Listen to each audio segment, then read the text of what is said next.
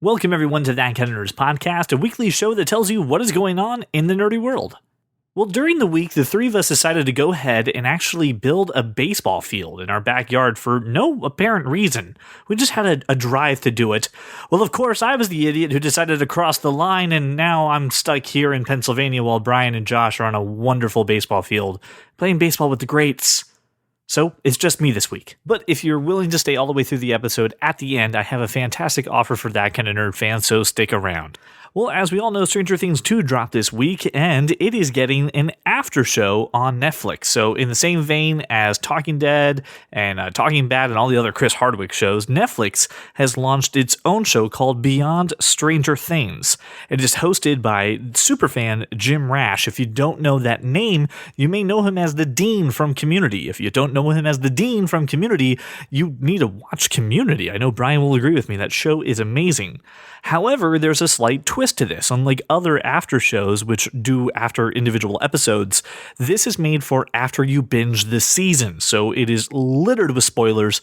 I highly recommend that you watch Stranger Things 2 before you go ahead and actually do the after show. Now, the after show is going to have the Duffer Brothers, executive producer Sean Levy, and all the cast members are going to be on there. So it's going to have a great panel, great discussion about the show. If you're into Stranger Things, I highly recommend you check out Beyond Stranger Things after you binge the show. So that's really cool. I hope that Netflix does this for more and more shows. I happen to like the after shows. We obviously provide our own commentary for Game of Thrones, but I like the fact that this is done at once in a binge, saying, okay, let's just talk about the whole season, because you don't want to have to stop for individual episodes to get a breakdown. So A+ Netflix, I'm very excited to watch all of this together and kind of see how the experience goes. So let's do more like that. The next story takes us into the second largest theater chain, Regal Cinemas.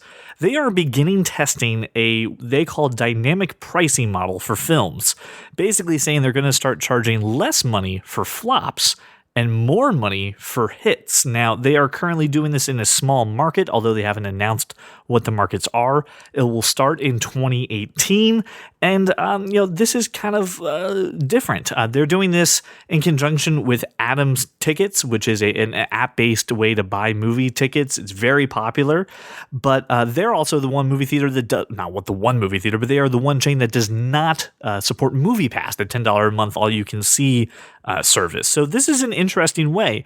So if you're a big fan of Geostorm and you really want to see, it's only going to cost you a few dollars. And as we covered multiple times on the show, movie theaters don't make their money off the movies, they make their money off concessions. So if they can advertise a really inexpensive movie, even if it's quote unquote, bad, or if it's a flop, you can still go ahead and make the, $11 off the popcorn and the soda. And yes, people, I am starting to buy popcorn and soda because you have all shamed me and I am changing my ways. So more money into the movie theaters, but this is an interesting thing because on the flip side of this though, right? Well, it's great to know that if a movie isn't necessarily critically acclaimed or not doing very well in the box office, if it's something you want to see, it's going to be cheap.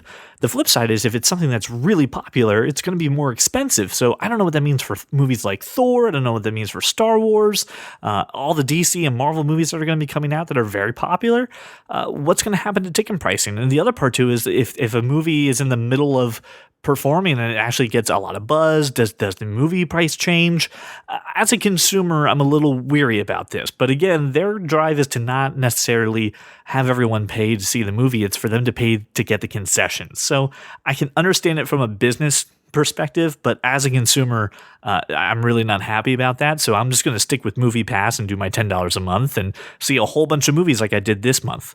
But I'm very curious to hear what you guys think. So please tell us at thatkindofnerd.com or find us on Facebook and Twitter. Just search at thatkindofnerd. Tell me what you think about quote unquote dynamic pricing for tickets. I'm very interested to hear what you have to say.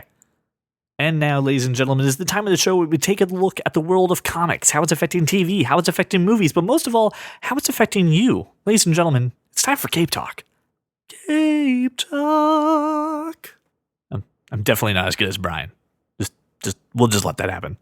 I know that Josh Burns right now listening to the show is going to be elated to hear the next news, but Zachary Levi, the star of Chuck, is going to be in the DC's Shazam movie. He's actually going to be playing the lead Shazam. Now, a lot of people may not know who I'm talking about, and this is Captain Marvel, but not the Captain Marvel that you're thinking about. And next week we'll have Brian explain what the heck those two differences are. But Shazam is a superhero that, well, it's interesting.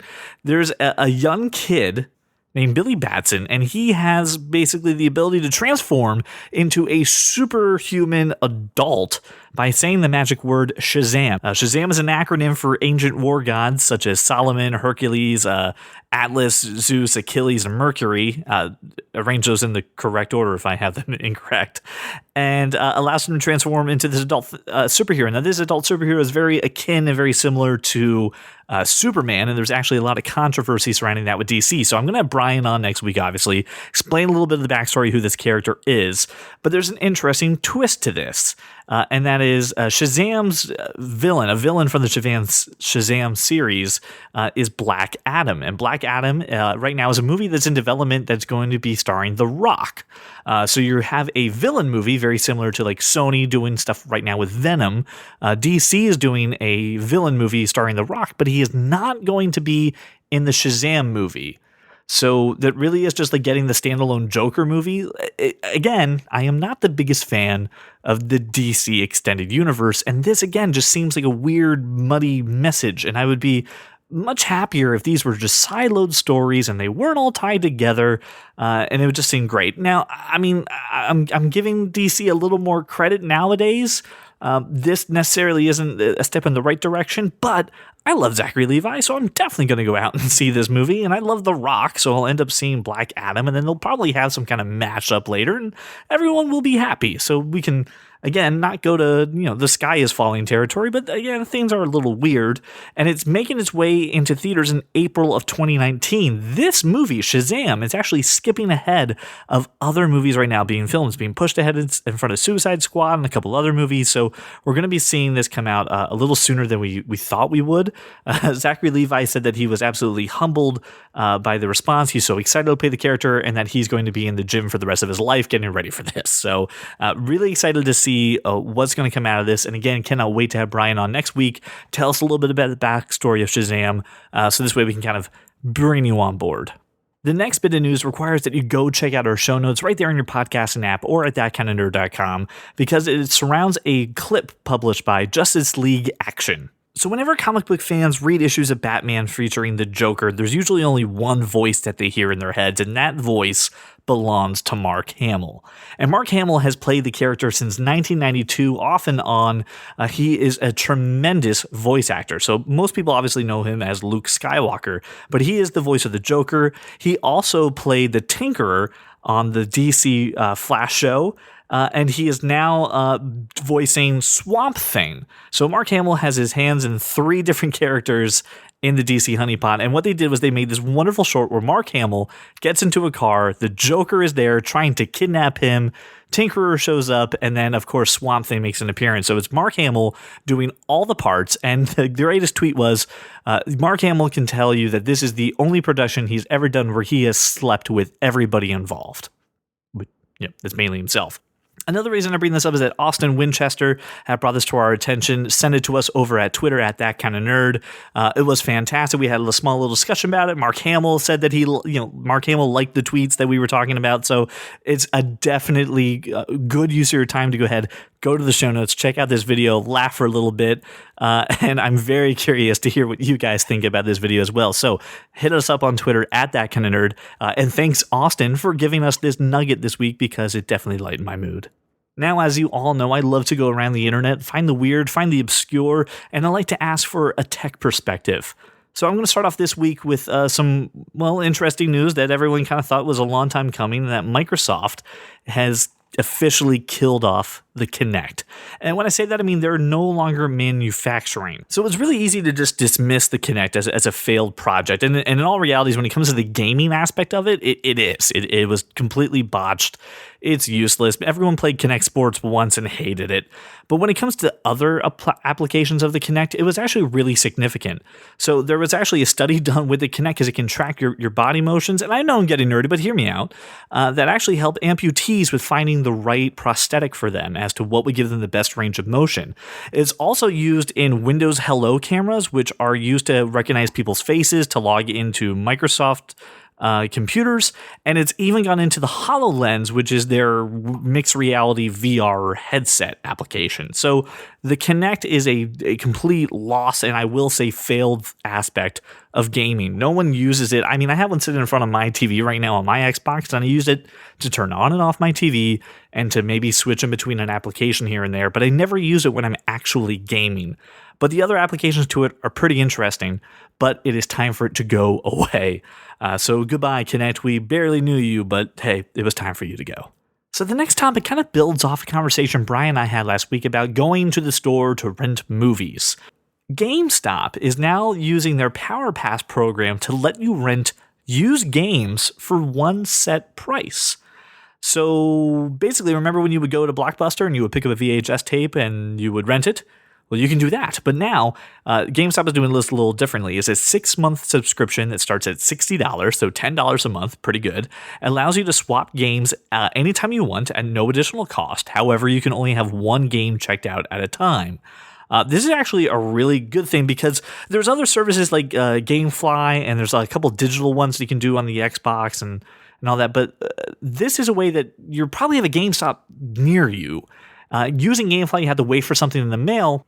So you can be a little more whimsical and you can be a little more just impulsive on swapping out games. It's a heck of a lot cheaper than like a Redbox or buying a full game and then trying to sell it back to GameStop, where basically you bought a game for $60 and then the next day it's worth 3 cents. Again, GameStop is the devil. They are evil. We all kind of despise them in the gaming world, but $10 a month, allowing you to check out as many games as you want, swap them out only one at a time, that's not that bad. Now, here's the other part. You do have to sign up for their Power-Ups reward program. However, that is free. If you want to, there is a paid subscription to that, which I believe gets you some extra points, and it gets you like a magazine, and it starts at like $15 or $30. But you can get it for free and pay $60 for 6 months, for 6 months, not bad, and get yourself some video games on demand. I think that is interesting because it reminds me a little bit of Netflix, right? When Netflix first started off, it was kind of the GameFly approach. We're going to select the one you want, mail it out to you, and then you have to mail it back before you can go ahead and get your next game. Where GameStop is doing like the Blockbuster approach, which is, listen, there's a GameStop near you, come on in and get it. And we'll just do this back and forth. I mean, Netflix definitely went out that way. And until someone can make a really, really, really good streaming one, this is great, especially if you have multiple consoles. This is one subscription price that you're paying, and you can get it across multiple consoles. So I know Brian has a Switch. Brian has a PS4. I'm assuming there's an Xbox in the house somewhere, but I'm sure it's not doing anything. I have an Xbox One, and I'm a cheap bastard, so I would totally pay $60 for 6 months and be able to get a game and just try it out without having to pay for anything. And this way I don't have to worry about the rigmaroles of everything else that's implied with doing any kind of digital download. So this is an extremely interesting story, and I really want to turn it over to you, the listener, as to what do you think about this? Because we've seen this model play out before, but is this something you think that you would use? If you're a hardcore gamer or if you're just a casual gamer, I think this has the ability to fit anyone's lifestyle. So please go ahead and tell us. If you want to, you can even have your voice on the show. Very simple. You can just call 484-373-4119, or if you're not big into social media, you can just text that number. Tell me what you think about GameStop. What do you think about Microsoft, DC, Shazam, the Regal Cinemas? Helps if I can speak. And of course, I gotta know what you think about right now. What's going on with Stranger Things? So listen, that's the nerdy world this week. Wanted to keep it light, and again, I said I had something for you for putting up for me doing a solo show, and that is we're having a flash sale on our website, shop.thatkindofnerd.com. So if you want to support us, you can always go to patreon.com and get early access to topics. But if you want to wear a t-shirt, you want some buttons, go to shop.thatkindofnerd.com. And from Monday, October 30th to November 3rd, we're doing 20% off our entire shop. So everything is 20% off. Use the promo code 20WISHES. That's 20WISHES. I didn't make the promo code, so just let that happen. But 20 Wishes gets you 20% off everything at shop.thatkindofnerd.com. It would mean the world to us if you buy a t-shirt, if you buy a button, take a picture of it, shoot it over to our Instagram, That Kind of Nerd Podcast. We will love to see you in some That Kind of Nerd swag. So that's the nerdy world. Thank you so much for making me your walk around your neighborhood or your drive to work. We're all going to be back next week. I promise we're back to this cycle. I didn't want to let the week go by without giving you the nerdy world. So thank you so much, and we will see you all next week. If you love comics and sci-fi and technology, television, video games, and fantasy, well, take a listen to our show, I'm sure you'll see there's many points where we can agree. Like that Martha as a plot point was just too absurd, and Apple versus Android is a case to be heard, and that Josh Trank's new Fantastic Four was a turd. Well, welcome to the club, cause you are that kind of nerd. And if you didn't get that reference, please go watch The Field of Dreams and come back and say thank you for making you watch The Field of Dreams. If you podcast, they will come. Also, use the promo code 20wishes and get yourself a t-shirt. 20% off, that's a pretty good deal. Okay, have a good day.